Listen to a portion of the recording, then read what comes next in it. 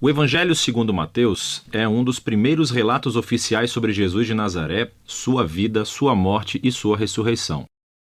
O livro em si é anônimo, mas a tradição confiável mais antiga aponta para Mateus, o cobrador de impostos que foi um dos 12 apóstolos que Jesus nomeou, e ele realmente aparece dentro do próprio livro. Por cerca de 30 a 40 anos, os apóstolos ensinaram oralmente e transmitiram seus relatos de testemunho sobre Jesus, assim como os seus ensinamentos que haviam memorizado. E Mateus reuniu e organizou tudo isso nessa incrível tapeçaria e criou o livro para destacar certos temas sobre Jesus. Nesse vídeo, vamos cobrir a primeira metade do livro. Especificamente, Mateus quer mostrar como Jesus é a continuação e o cumprimento de toda a história bíblica sobre Deus e Israel, que Jesus é o Messias da linhagem de Davi, que ele é o novo mestre com autoridade, como Moisés. Mas não só. Jesus é o Deus conosco, ou em hebraico, Emanuel. E Mateus desenhou esse livro com uma introdução e depois uma conclusão. Estes agem como uma moldura em torno de 5 seções claras aqui mesmo no centro, cada uma das quais é concluída com um longo bloco de ensinamentos de Jesus. E esse conceito é intencional e incrível. Veja como isso funciona. Os capítulos de 1 a 3 preparam o palco, vinculando a história de Jesus diretamente ao enredo da escritura do Antigo Testamento. Então Mateus abre com a genealogia de Jesus, destacando como ele é da linha messiânica do filho de Davi. E ele é filho de Abraão, o que significa que ele trará a bênção de Deus para todas as nações. Depois disso, temos a famosa história do nascimento de Jesus e como todos os eventos cumpriram as promessas proféticas do Antigo Testamento que as nações viriam e honrariam o Messias. Que o Messias nasceria em Belém, mas, mais do que isso, a concepção de Jesus pelo Espírito Santo, seu nome, Emanuel. Tudo isso trabalha em conjunto para mostrar que Jesus não é um mero humano. Ele é Deus conosco. Deus se torna humano. Então, você pode ver 2 dos principais temas de Mateus aqui na introdução. Ele é da linha de Davi, ele é Emanuel, mas Mateus também quer mostrar como Jesus é um novo Moisés. Assim como Moisés, Jesus saiu do Egito, atravessou as águas do batismo e viveu no deserto por 40 dias. E então Jesus sobe a uma montanha para entregar seu novo ensinamento. Através de tudo isso, Mateus afirma que Jesus é o prometido maior do que a figura de Moisés, que libertará Israel da escravidão. Ele vai lhes dar um novo ensinamento divino. Ele vai salvá-los de seus pecados e estabelecer uma nova aliança entre Deus e o seu povo. Esse paralelo entre Jesus e Moisés também explica por que Mateus estruturou o centro do livro da maneira que fez. Essas 5 partes principais destacam Jesus como mestre e Mateus criou um paralelo. Jesus como mestre é um paralelo aos 5 livros de Moisés. Jesus tem autoridade como o novo mestre da aliança que cumprirá a história da Torá. Na primeira sessão, capítulos 4 a 7, Jesus entra em cena anunciando a chegada do reino de Deus, e isso é realmente fundamental. O reino é, em essência, sobre a operação de resgate de Deus para todo o seu mundo, o que acontece através do Rei Jesus. Jesus veio para enfrentar o mal, especialmente o mal espiritual, e todo o seu legado de opressão demoníaca, doença e morte. Jesus veio para restaurar o governo de Deus e reinar sobre o mundo inteiro, criando uma nova família de pessoas que o seguirão, obedecerão aos seus ensinamentos e viverão sob o seu governo. Então, depois que Jesus começa a curar pessoas e formar um movimento, uma comunidade, ele leva seus seguidores para uma montanha ou encosta. Entrega seu primeiro grande bloco de ensinamentos, tradicionalmente chamado de o Sermão do Monte. E aqui, Jesus explora como é segui-lo e viver no reino de Deus. E é um reino invertido no qual não há membros privilegiados.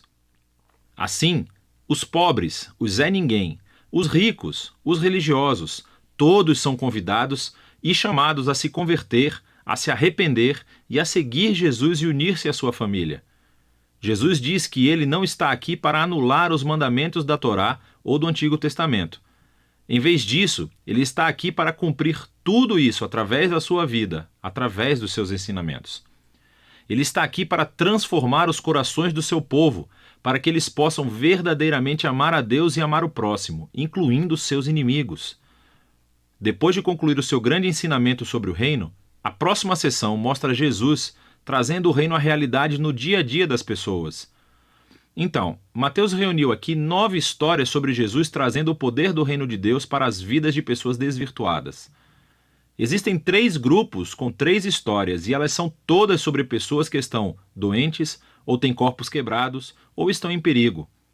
E Jesus as cura ou salva por esses atos de graça e poder. E então, bem no meio dessas tríades, encontramos 2 histórias paralelas sobre o chamado de Jesus para que as pessoas o seguissem. E aqui Mateus está enfatizando algo: que somente é possível experimentar o poder da graça de Jesus se decidir segui-lo e tornar-se seu discípulo. Depois de Mateus ter mostrado o poder do reino através de Jesus, Jesus estende o seu alcance, enviando os 12 discípulos que farão o que ele tem feito. E isso leva ao segundo grande bloco de ensinamentos, o capítulo 10.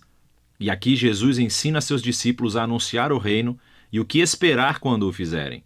Muitos entre Israel estão aceitando a Jesus e a sua oferta do reino, mas os líderes de Israel não. Eles perderão muito ao se arrependerem e se tornarem discípulos de Jesus. E então Jesus sabe que eles o rejeitarão e perseguirão os seus seguidores. O que é exatamente o que acontece na próxima sessão, capítulos 11 a 13. Mateus reuniu um grupo de histórias sobre como as pessoas respondem a Jesus e a sua mensagem. E é tudo misturado. Algumas histórias são positivas, as pessoas amam a Jesus e acham que ele é o Messias. Outras são mais neutras, como João Batista, ou até mesmo os membros da própria família de Jesus, e deixam claro que Jesus não é o que esperavam. Então, aos líderes de Israel, que são totalmente negativos, você tem os fariseus e os estudiosos da Bíblia. Todos rejeitam Jesus. Eles acham que ele é um falso mestre, que está levando as pessoas para o caminho errado. Eles pensam que Jesus é uma blasfêmia com essas declarações exaltadas que ele faz sobre si mesmo. Mas Jesus não fica surpreendido ou se abala com essas respostas tão diversas. De fato, ele se concentra nisso no terceiro bloco de ensinamentos no capítulo 13. Aqui, Mateus reuniu um monte de parábolas de Jesus sobre o reino, como um fazendeiro jogando sementes em 4 tipos de solo, ou sobre um grão de mostarda, uma pérola ou um tesouro enterrado. Essas parábolas são como um comentário sobre as histórias que você acabou de ler nos capítulos 11 e 12. Algumas pessoas estão aceitando Jesus com entusiasmo. Outras o estão rejeitando, mas o reino de Deus é de valor supremo e não deixará de se espalhar apesar de todos esses obstáculos. Então, essa é a primeira metade do Evangelho segundo Mateus. Aqui estão mais algumas coisas para analisar enquanto lê esses capítulos. Lembre-se que Mateus está apresentando Jesus como a continuação e o cumprimento da história do Antigo Testamento. Então, procure como ele se entrelaça nas citações do Antigo Testamento. E o que você encontrará é que elas são colocadas em pontos estratégicos da história, explicando mais sobre Jesus e a sua identidade. Então pare, reserve um tempo para pesquisar essas referências e as leia em seu contexto do Antigo Testamento e, na maioria das vezes, você descobrirá conexões muito interessantes. Por fim, preste atenção aos tipos de pessoas que aceitam Jesus e o seguem. E você verá que na maioria das vezes são pessoas que não são importantes, não são ninguém ou não têm religião. E essas são as pessoas que são transformadas pela sua confiança ou fé em Jesus e seguem-no. E são os religiosos e os orgulhosos que são ofendidos por ele. Então, como é que essa tensão entre Jesus e os líderes de Israel se manifestará? É disso que se trata a segunda metade de Mateus.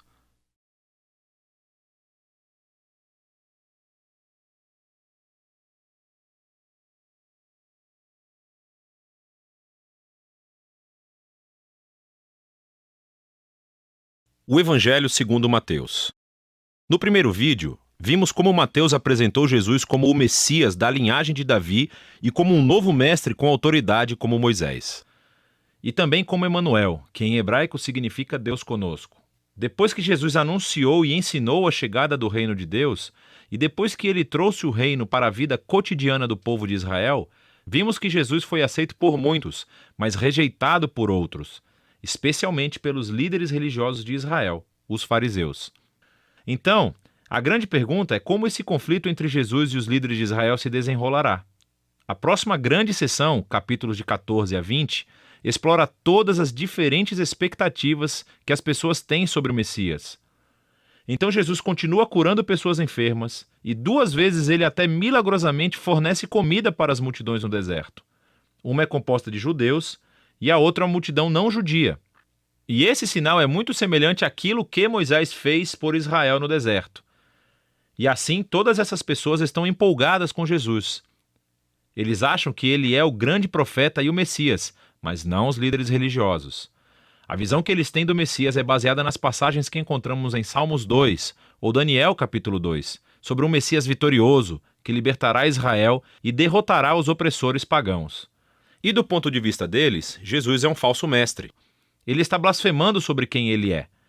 E então, há histórias aqui sobre eles aumentando sua oposição, tramando um plano para matá-lo. E assim, em resposta, Jesus se retira e começa a ensinar a seus discípulos mais próximos o que significa ser o Messias de Israel, porque ele não é quem as pessoas estão pensando. Então Jesus pergunta a seus discípulos no capítulo 16, quem vocês acham que eu sou? E Pedro dá a resposta certa aparentemente. Ele diz, bem, você é o Messias, o Filho do Deus vivo.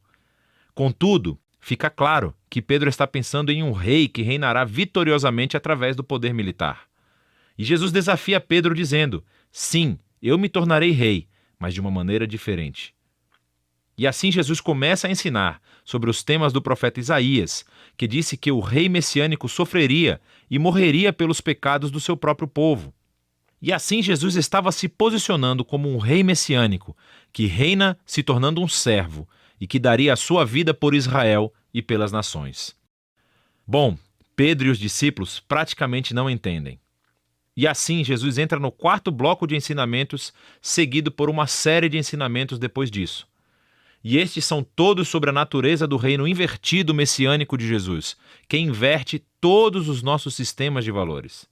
Assim, na comunidade do rei servo, você ganha honra servindo aos outros.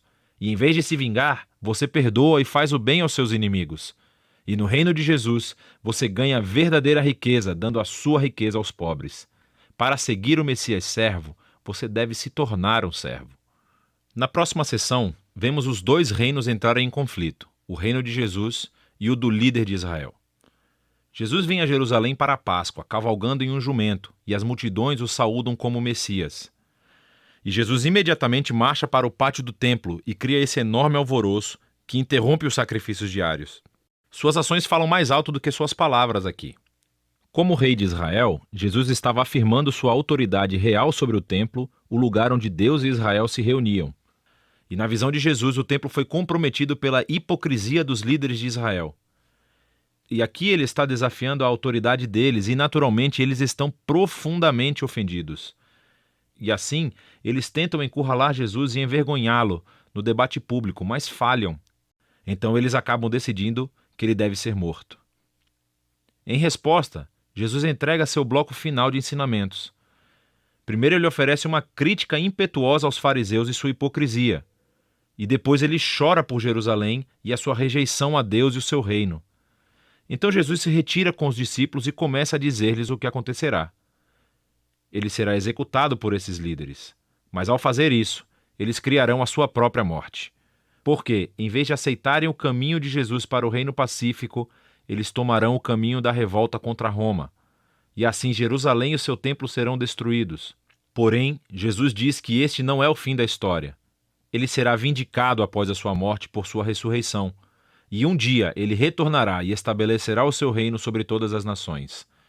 E assim, enquanto isso, os discípulos precisam ficar alertas e permanecer comprometidos em apenas anunciar Jesus e o seu reino e espalhar as boas novas. E assim, com tudo isso nos ouvidos dos discípulos, a história chega ao clímax. Naquela noite, Jesus chama os discípulos e celebra uma refeição de Páscoa com eles. A Páscoa reconta a história do resgate de Israel da escravidão através da morte do Cordeiro Pascal. E Jesus toma o pão e o vinho desta refeição como novos símbolos, mostrando que a sua morte será um sacrifício que redimiria o seu povo da escravidão, do pecado e do mal. Depois da refeição, Jesus é preso e é levado a julgamento perante o Sinédrio, um conselho de líderes judeus, e eles rejeitam a sua pretensão de ser o Messias. Eles o acusam de blasfêmia contra Deus. Então Jesus é levado perante o governador romano, Pilatos, e ele acha que Jesus é inocente, mas cede à pressão dos líderes judeus e sentencia Jesus à morte por crucificação. Então Jesus é levado pelos soldados romanos e crucificado. Você notará aqui nessa seção que, assim como Mateus fez nos capítulos iniciais, ele aumenta o número de referências ao Antigo Testamento. Ele está tentando mostrar que a morte de Jesus não foi uma tragédia ou um fracasso, mas sim o surpreendente cumprimento de todas as antigas promessas proféticas. Jesus veio como o Messias servo mencionado por Isaías. Ele foi rejeitado pelo seu próprio povo, mas em vez de julgá-los, ele foi julgado em seu lugar, suportando as consequências dos seus pecados. Então, a cena da crucificação chega ao fim e o corpo de Jesus é colocado em um túmulo. Mas o livro termina com uma reviravolta surpreendente, o último capítulo. Os discípulos descobrem no domingo de manhã que o túmulo de Jesus está vazio. E então, de repente, as pessoas começam a ver Jesus vivo dentre os mortos. E o livro conclui com Jesus ressuscitado, dando um ensinamento final, chamado a Grande Comissão. Jesus diz que agora ele é o verdadeiro rei do mundo. E assim, ele envia seus discípulos para todas as nações com as boas novas de que Jesus é o Senhor. E que qualquer um pode se unir ao reino sendo batizado e seguindo seus ensinamentos. E ecoando de volta até o seu nome Emanuel, Deus conosco, do capítulo 1, as últimas palavras de Jesus no livro para os seus discípulos são: eu estarei com vocês. É uma promessa da presença de Jesus até o dia em que ele finalmente retornará. E este é o Evangelho segundo Mateus.